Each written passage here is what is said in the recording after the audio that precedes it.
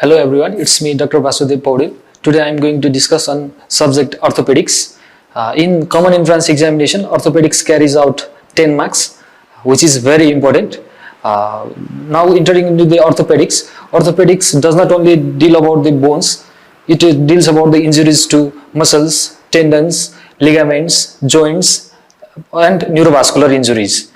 Today in this session we are going to discuss about the injuries to the upper limb, basically the fractures of upper limb. Entering to the topic, we will be discussing about the fracture of clavicle, humerus. In the humerus, we will be discussing about the head of humerus fracture, shaft and supracondylar fractures in children. In the radius and ulnar fracture, we will be discussing about Mondegia fracture, Gallagher fracture, shaft of radius and ulnar fracture, Colles fracture, Smith fracture. And in fractures around the hand and wrist, we will be discussing about the scaphoid fracture, metacarpal fracture and phalangeal fractures. Going into the clavicle fractures, it is common in all age group and most common in middle third, that is 80%. And sometimes the option might be medial 2/3 and lateral 1/3 junction, and you must go for the junction of middle 2/3 and lateral 1/3. And if the option is only mentioning lateral 1/3, middle 1/3 and medial 1/3, you must go for medial third. Now going into the mechanism of injury. Mechanism of injuries is fall on outstretched hand, fall on a point of shoulder, blow to the clavicle and birth trauma. Regarding birth trauma, most important is shoulder dystocia. And going into the clinical features, patient will present with the history of trauma. They will complain of pain. In clinical, you can see swelling and find crepitus on examination. Inability to raise the shoulder. Always examine the neurovascular status, because there is high chance of injury to the subclavian vessels and brachial plexus. Imaging. X-ray is the most important investigation tool. Regarding X-ray, we will send X-ray of clavicle AP view. In the figure, we can see the fracture of the clavicle at the junction of middle 2/3 and lateral 1/3, which is the important location of fracture. Now going into treatment, in children almost always conservative. Rarely surgery is needed. In adults, mostly conservative. And operative also based on the indications. Now recent Campbell edition says that there is no any absolute indication for treatment of clavicle fracture in adults. Only there are relative indications. And the treatment methods are support the arm in a sling, figure of 8 bandage, encourage shoulder exercise after severe pain subsides, because if we do not go into rehabilitation, then shoulder stiffness is common complication also. This is arm is held in triangular sling, figure of 8 bandage as shown in figure. And operative management, as I already mentioned, there are no any absolute indication, there is only relative indication, that is open fracture, neurovascular deficit, non-union, floating shoulder, and for cosmetic purpose. And in neurovascular deficit, most common is subclavian vessel injury and brachial plexus injury. Repeatedly I have mentioned that the brachial plexus injury is most common. Complications. Early complications after the fracture, due to the displacement of the bony fragment, there might be injury of the lung, so that it might lead to hemothorax or pneumothorax. Injury to the subclavian vessels, injuries to the brachial plexus. And late complication is delayed union and non-union and malunion. Non-union, usually soft tissue interposed in between the bony fragments. When there is interposition of soft tissue in between the bony fragments, the bone is not gonna heal, so that it will lead to non-union. Now, after the clavicle fracture, we are entering to the proximal humerus fracture.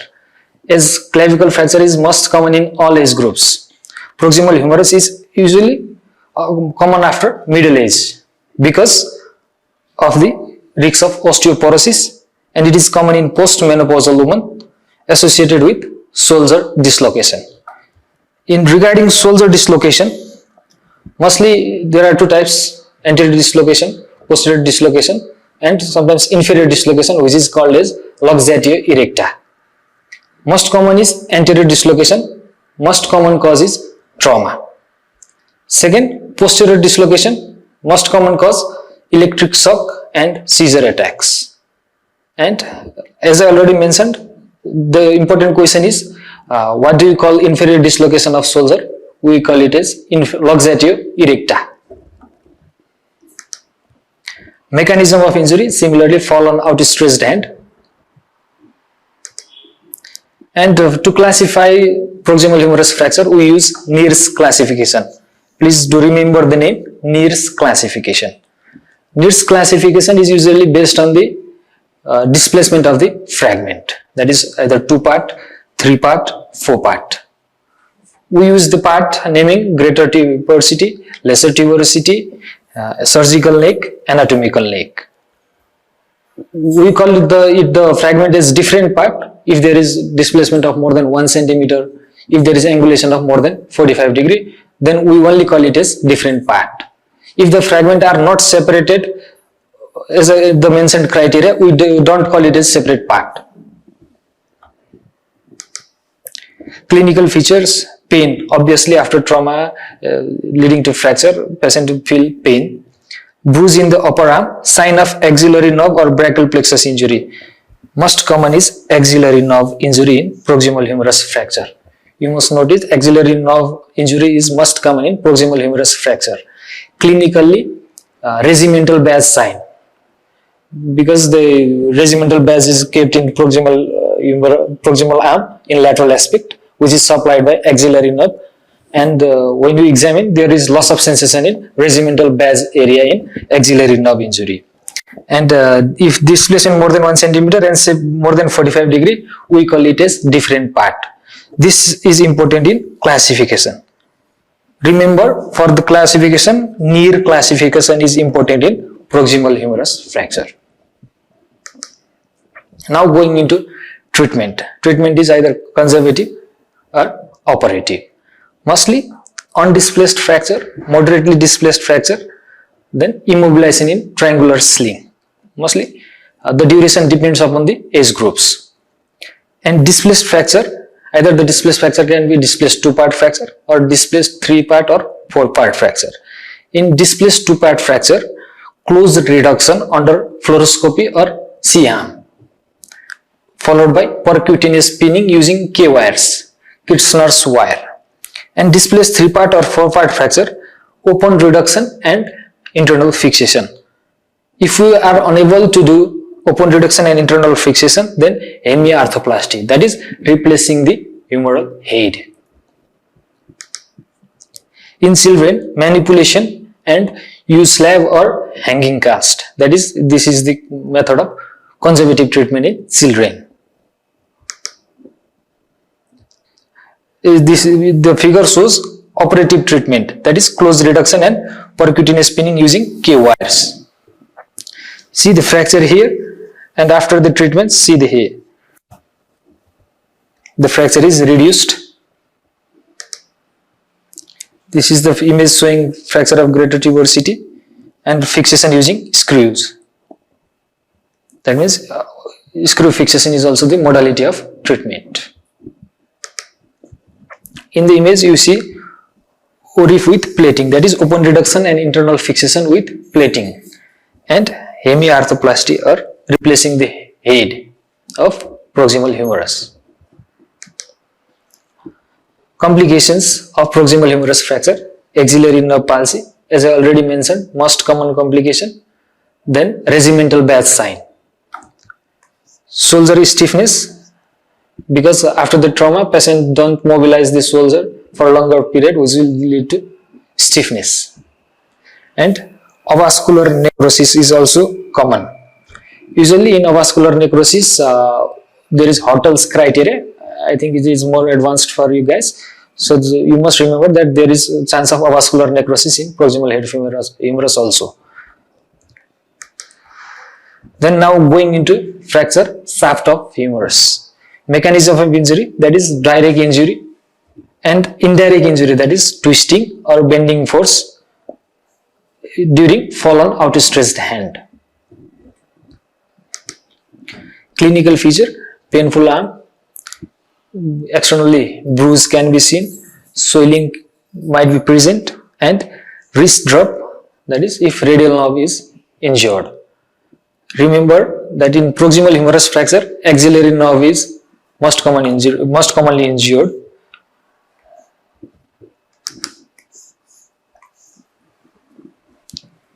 In mid-shaft humerus fracture, radial nerve is most commonly injured, and in distal humerus fracture, median nerve is most commonly injured, and in median nerve, that is anterior interosseous nerve. ARM, proximal, medial, distal, axillary nerve, radial nerve, and median nerve, that is mnemonics is ARM. Now going into treatment option, non-operative and operative. Going into non-operative modalities of treatment, use slab, hanging cast, chest arm bandage, that is also chest arm strapping, and in operative, open reduction and internal fixation with plate and screws, intramedullary nailing, and external fixation, that is if they mostly in open fractures we use external fixator. As I already discussed, use slab, hanging cast, this is how you apply use slab and hanging cast. Basically hanging cast works mostly due to the gravitational force, that is pull of the gravity. Because of the pull of the gravity, it will align the fracture. Here we can see the fractures, here.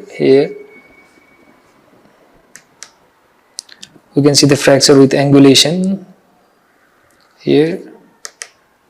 Now entering to the supracondylar fracture, that is distal humerus consists of middle and lateral condyle, and we are entering into the supracondylar fracture. Supracondylar fracture is one of the most common traumatic fractures seen in children. Most common age group is 5 to 7 years of age. Mechanism similarly, fallen outstretched hand, and the incidence is the supracondylar fracture are two types, extension type and flexion type. Most common is extension type, that is 80 to 85%, that is 95 to 98%. यसलाई अलिकति उस गरौँ है, बिग्रियो थोरै यो supracondylar fracture of distal humerus भन्नेको एउटा हैन. Now entering into supracondylar fracture of distal humerus, it is one of the most common traumatic fracture common in children. The common age group is 5 to 7 years of age. Mechanism of injury, fallen outstretched hand. Remember there are two types of supracondylar fracture, that is extension type and flexion type. And extension type is most common, which account for 95 to 98% of the fractures in supracondylar region. The associated injuries in supracondylar fracture, anterior interosseous nerve, which is a branch of median nerve, that is most common in supracondylar fracture of extension type, and second most common is radial nerve injury. In radial nerve palsy, as I already mentioned, there is wrist drop, and the vascular compromise, that is rich collateral circulation can maintain circulation despite vascular injury. The most common vascular injury in supracondylar fracture is brachial artery injury. Clinical feature, pain, refusal to move elbow. Physical examination, usually in inspection we can find gross deformity, swelling, ecchymosis, and limited range of motion of elbow. And in neurovascular examination, before any reduction, we must examine the neurovascular status, because as I already mentioned in my previous points, that in proximal humerus fracture, axillary nerve injury is most common, in mid-shaft, radial nerve injury is most common, and in supracondylar region, median nerve injury is most common. And in median nerve, the anterior interosseous nerve is the most common injury because it is a branch of median nerve. In AAN, pointing index, that is when we ask the patient to make the OK sign, he cannot make the OK sign. If the patient cannot make the OK sign, we must understand that there is injury of anterior interosseous nerve, which is a branch of median nerve. And in median nerve injury, there is loss of sensation over the volar aspect of index finger. Volar aspect means anterior aspect. And radial nerve neuropraxia, that is inability to extend wrist and fingers. This is wrist drop. And in vascular injury, assess the pulse.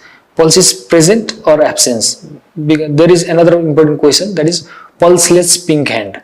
It is most commonly seen in supracondylar fracture. Pulseless pink hand means when you examine there is no pulse, and when you inspect the hand looks pinkish. So assessment of the vascular perfusion is most important. That is well perfused means when you see the hands are pink, when you feel the hands are warm, so that we can say that the vascular status is quite good or quite maintained. If it is poorly perfused, then cold, pale, and capillary refill time, which is more than 2 seconds. Basically it is less than 2 seconds. If there is any vascular injury, it is more than 2 seconds. Now entering into the radiographic image in supracondylar fracture, that is X-ray is most common modality of investigation in fractures. In supracondylar fracture, we performed AP and lateral view of X-ray, that is posterior fat pad sign. Posterior fat pad sign is usually seen in the posterior region, that is there might be shadow of fat, which is most common. And one important thing is when we see posterior fat pad, that is behind the bone, distal humerus, when you see the shadow, if that is called posterior fat pad. It is most common significance because it signifies occult fracture of distal humerus. And displacement of anterior humeral line.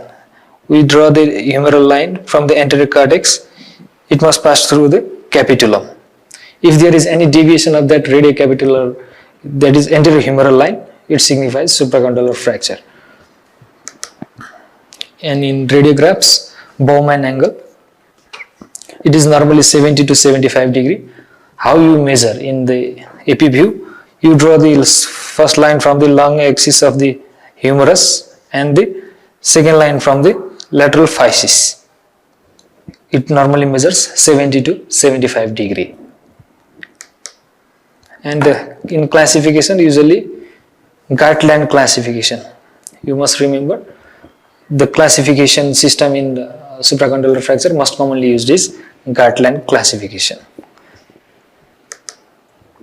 Treatment, non-operative and operative.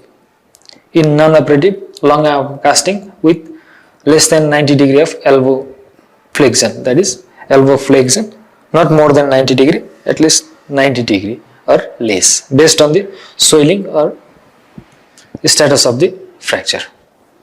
And the indications of non-operative treatment are well perfused hand without neurovascular deficit, that is well maintained vascular status, as I mentioned, pink warm hand, and type 1 fracture, that is Gartland classification, type 1 that is non-displaced fracture, and type 2 fracture. Type 2 fracture means minimally displaced with intact periosteal hinge. If anterior humeral line intersects the capitulum, as I already mentioned in the previous slide, if there is minimal swelling and no medial comminution, then they are the indications for non-operative treatment. In operative modalities of treatment, close reduction and percutaneous spinning. Indications, type 1, type 2 and type 3 supracondylar fractures, flexion type and medial column collapse or medial comminution, that is operative management. Close reduction and percutaneous spinning. In close reduction, that is we reduce the fracture under C-arm, and if there is the satisfactory reduction or acceptable reduction, then we will go by percutaneous spinning using K wires. Now if we are unable to closely reduce the fracture, then we might go for open reduction followed by percutaneous spinning. Vascular exploration might be needed or might not be needed, it depends upon the neurovascular status. What are the indications for open reduction? Open fractures, failed close reduction, pulseless white or pink hand that is unable to be reduced or there is a gap after attempted closed reduction, then we go for open reduction and percutaneous pinning. Now entering into the complications of supracondylar fracture, that is pin migration, that is it is after the operative management. As we discussed, closed reduction and percutaneous pinning, open reduction and percutaneous pinning. The pin or the wires, K wire, it might migrate, that is one complication, and infection. Cubitus varus, it is most important, that is cubitus varus is also called gun stock deformity. That might be the question, gun stock deformity is seen in, your answer must be supracondylar fracture. It is also called cubitus varus deformity. And nerve injury, as I already mentioned, median nerve, anterior interosseous nerve, that is, it is a branch of median nerve, it is most common. Vascular injury, brachial artery injury, then it will lead to ischemia, followed by most common complication also, Volkmann ischemic contracture. Basically discussing all of these complications, you must not forget cubitus varus or gun stock deformity is most common. Nerve injury, anterior interosseous nerve, which is a branch of median nerve, it is most commonly injured. Now entering into lateral condyle fracture. It is also second most common fracture in children. Higher risks of non-union, malunion, avascular necrosis. Basically it is mostly cartilaginous, so the fracture is very difficult to identify in the radiograph. So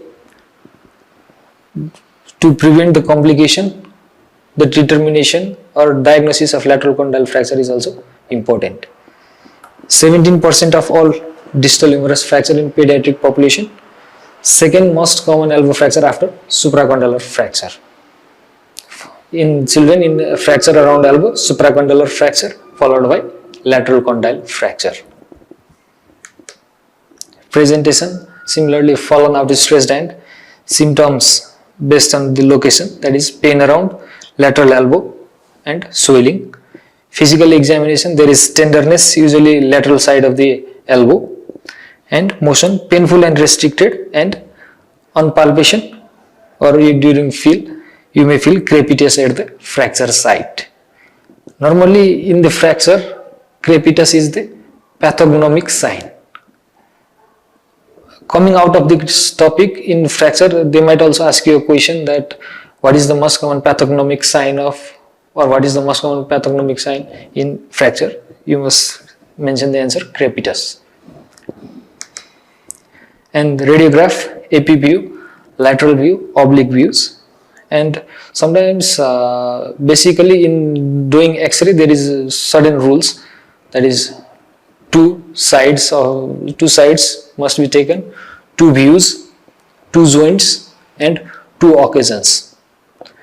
In lateral condyle fracture we might need the X-ray of contralateral elbow also, because the ossification centers might confuse us regarding the diagnosis of fracture. So contralateral side X-ray is also important. In displaced fracture, the capitulum is laterally displaced in relation to radial head. In this fracture, radial head is there, capitulum is there, so their correlation is not maintained. That is, capitulum is laterally displaced in relation to radial head. Treatment, non-operative or operative. Basically, if there is less than 2 mm displacement in any views, then we can go for conservative treatment. Conservative treatment is long arm casting for 4 to 6 weeks, mostly 6 weeks. And in operative treatment, close reduction and percutaneous pinning, follow with above elbow cast for 3 to 6 weeks, and open reduction and internal fixation with cuvettes and screws, and long arm casting for 3 to 6 weeks. Complications, delayed union, non-union, cubitus valgus deformity, and avascular necrosis. Most important is cubitus valgus deformity. In lateral condyle fracture, there might be the most common is cubitus valgus deformity, that is the forearm is outward. As we know, the ulnar nerve is medial, so that when the forearm is deviated laterally, there might be the stretch in ulnar nerve, which might lead to ulnar nerve palsy. So that in lateral condyle fracture we term it as tardy ulnar nerve palsy. And cubitus valgus, as I already mentioned, cubitus varus is common in supracondylar fracture. Cubitus valgus is common in lateral condyle fracture. In cubitus valgus, if you go word by word, VALGUS, there is L word. That means valgus is common in lateral condyle fracture, varus in supracondylar fracture, and avascular necrosis. Now going into fracture of forearm and wrist. In fracture of forearm, we will be discussing about fracture of radius annuli, Monteggia fracture dislocation, Gallagher fracture dislocation, Colles fracture, Smith fracture, scaphoid fracture. Now fracture of radius annuli. Going into the epidemiology, highest ratio of open to closed than any other fracture except the tibia. More common in males than females, and most common cause is RTA, road traffic accident, contact sports, and fall injuries. Now, based on the nature of fracture, we might predict the modalities of or mechanism of injury. If there is spiral fracture, that is due to twisting force. Angulating force will result in transverse fracture, and direct force also lead to single bone transverse fracture. Normally, transverse fracture is the fracture is perpendicular to long axis of the bone. Transverse fracture is common in direct mechanism of injury, that is direct impact. Clinical features: pain, swelling, obvious deformity, and neurovascular injuries, and sometimes if the both bone of the forearm are involved, the chances of compartment syndrome is most common. And in X-ray, we must include both elbow and wrist joint. As I already mentioned, in X-ray there is a rule that you must include the joint above and below the fracture. You can see the both bone fracture here, both bone fracture here. Treatment in adults: open reduction and internal fixation with plates and screws. Normally, forearm is also considered as joint, so that it needs anatomical reduction. That means reduction to its anatomical contour, so that forearm fracture in adults are treated by open reduction and internal fixation. In treatment, in children, close reduction, it is treatment of choice.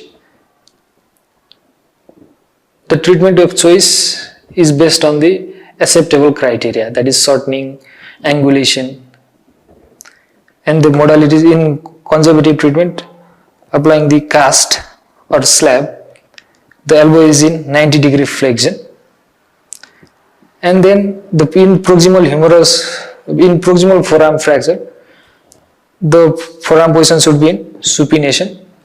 In mid-shaft fracture, mid pronation, and in distal forearm fracture, pronation. In proximal supination, in mid-shaft neutral or mid-prone position, and in distal forearm pronation.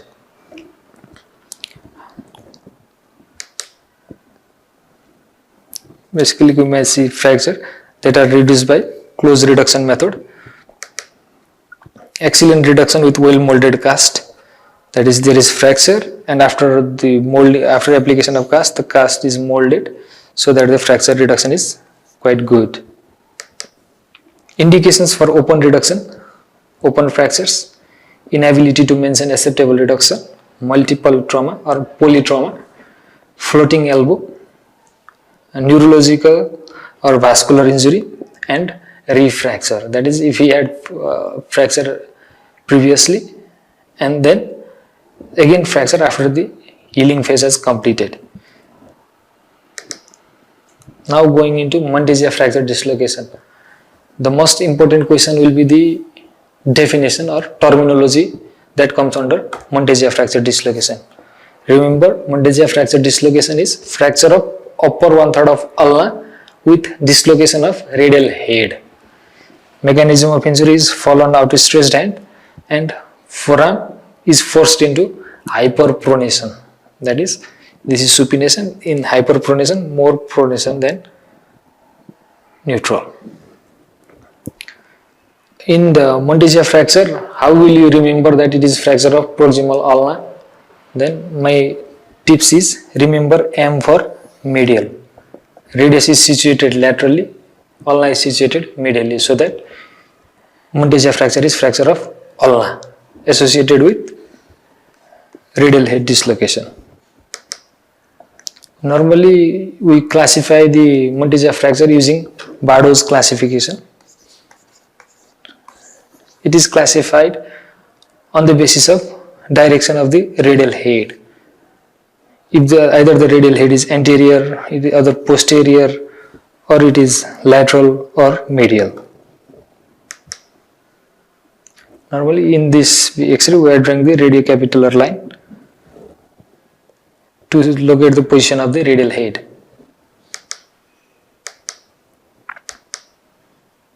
That is radiographic diagnosis. The capitulum is here, radial head is directed here, that is, it is anterior. Treatment in children might be due by close reduction, but remember there must be only one attempt for close reduction. If the close reduction fails, then percutaneous fixation. Treatment in adults, that is, plating is done. And now Galeazzi fracture dislocation. This injury comprises fracture of distal third of radius and dislocation of distal radioulnar joint.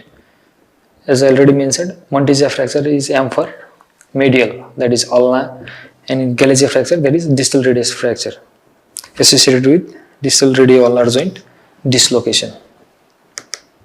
Clinical features: pain, swelling, there might be deformity, tenderness, and piano key sign.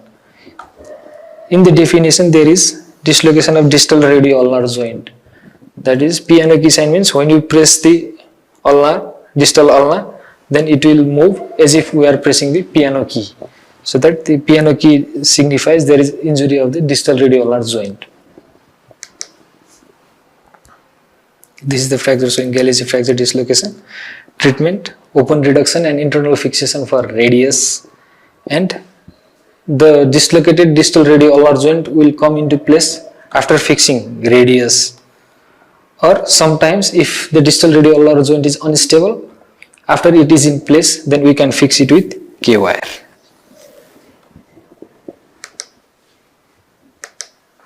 Now going into Colles fracture.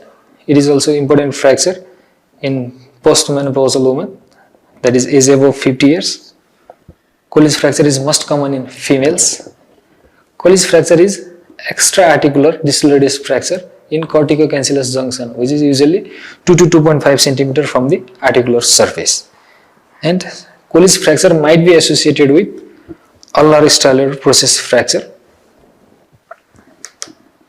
Clinical features: most common patient is middle-aged woman presenting with history of fallen outstretched hand with pain and swelling around wrist, and obvious tenderness, restricted range of motion, and clinically we might find dinner fork deformity. Figure showing dinner fork deformity.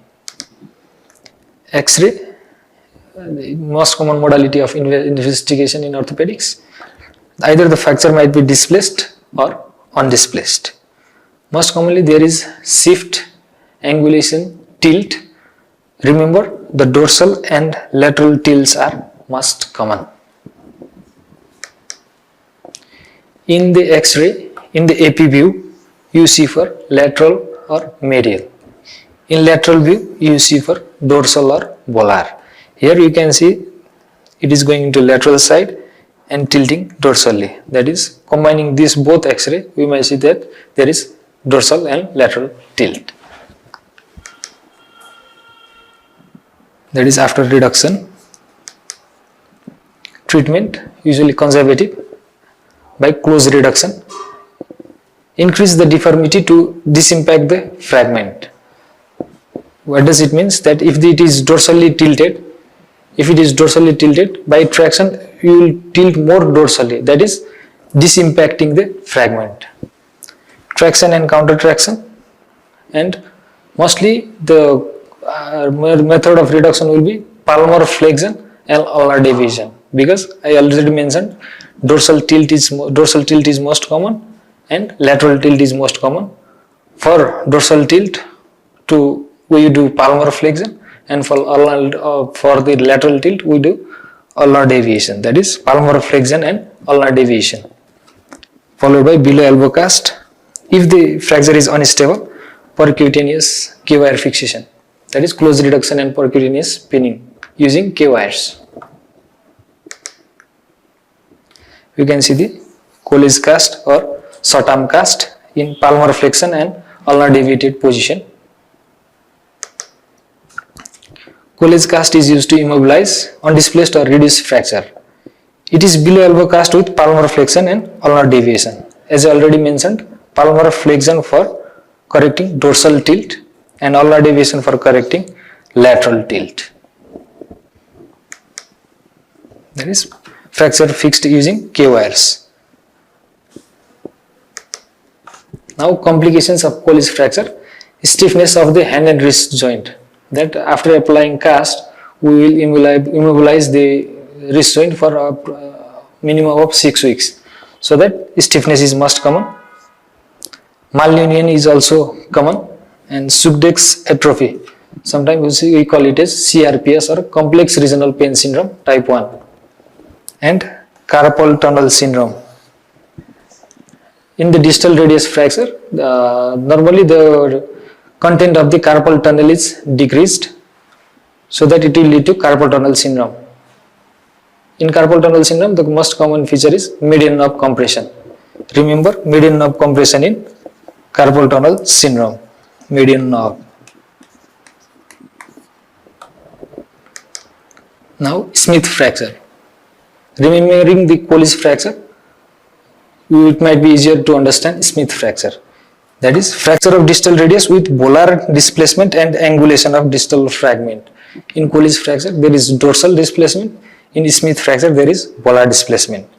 It results on fall on back of the hand or direct blow to dorsum of the hand, often referred as reverse Colles fracture because of the reverse of the pattern of the fracture. In Smith fracture there is tilt. This figure shows mechanism of injury. In Colles hand, fallen outstretched hand with dorsiflexed, and in palmar flexed position, that is in Smith fracture. And now going into Barton fracture. Colles fracture and Smith fracture are extra-articular fractures, and Barton fracture is intra-articular fracture of distal radius. If the fracture involves the dorsal margin of the distal radius extending into the radiocarpal articulation, that means below radius or distal to radius there are carpal bones. If the fracture is in the dorsal margin of the distal radius extending into the radiocarpal joint, then it is Barton fracture. Basically it is intra-articular fracture. And if the fracture involves volar aspect of distal radius, it is called volar Barton or reverse Barton fracture.